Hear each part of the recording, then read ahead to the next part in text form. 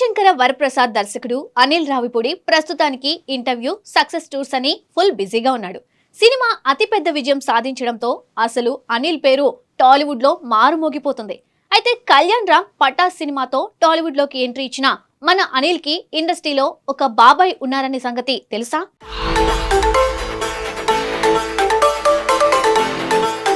ఈ విషయం గురించి ఆయన లేటెస్ట్ ఇంటర్వ్యూలో బయటపెట్టారు. తమ్ముడు లాంటి బ్లాక్ బస్టర్ చిత్రాలను తెరకెక్కించిన దర్శకుడు అరుణ్ ప్రసాద్ తన బాబాయ్ అని తెలిపాడు. ఆయన తన తల్లి మేనత్త కొడుకుని ఇండస్ట్రీలోకి రావడం కంటే ఇక్కడ నిలబడడం చాలా కష్టమని, కానీ కష్టపడి పనిచేస్తేనే ముందుకు వెళ్లగలమని బాబాయ్ ఇచ్చిన సలహా తనను ఎంతో ప్రభావితం చేసిందని అనిల్ పేర్కొన్నాడు. తన విజయాలను చూసి బాబాయ్ ఎంతో గర్వపడతారని, తన ప్రతి సినిమాను చూసి ప్రశంసిస్తారని కూడా చెప్పాడు. నిర్మాత భద్రత తనకు అత్యంత ముఖ్యమని అనిల్ రావిపూడి స్పష్టం చేశారు. ఒక నిర్మాత తనపై నమ్మకంతో పెట్టుబడి పెడితే అతడికి నష్టం రాకుండా చూసే బాధ్యత తనదేనని అన్నాడు.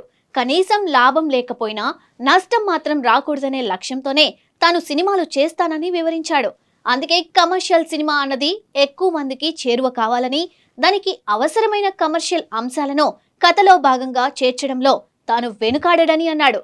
తన పని తీరు కొందరికి నచ్చకపోవచ్చు, అందరినీ సంతృప్తి పరచడం సాధ్యం కాదని కూడా అతను అంగీకరించాడు. అయితే చివరికి సినిమా విజయాన్ని నిర్ణయించేది కలెక్షన్లు, లాభ నష్టాలే అని అనిల్ అభిప్రాయపడ్డాడు. భవిష్యత్తులో దంగల్, ప్యాడ్మ్యాన్ లాంటి కంటెంట్ ఆధారిత రియలిస్టిక్ సినిమాలు చేయాలన్న కోరిక కూడా ఉందని చెప్పాడు. అలాంటి ప్రయోగాత్మక చిత్రాల కోసం తన పారితోషికాన్ని తగ్గించుకోవడానికైనా సిద్ధమేనని వెల్లడించాడు.